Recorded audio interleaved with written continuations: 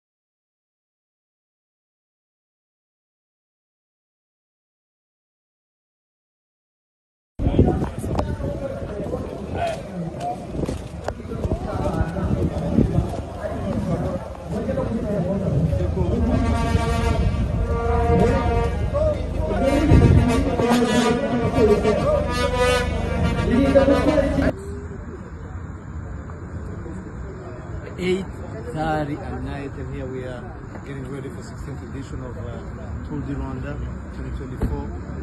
Preparations ongoing, everything almost done, set up. You can see this is the stage, you can see the archway, the finish line is going to be right here at the KCC, all about exciting, and I'm honored also to have the main guy, boss, the brains, all of the brains behind all this, the setup, and the VIP area is getting ready now.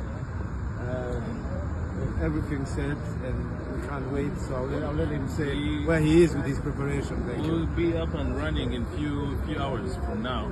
We've been here since 9 in the morning and very excited about tomorrow. As you see, we are at I would say 80% of what we're supposed to do, and we are very excited about tomorrow.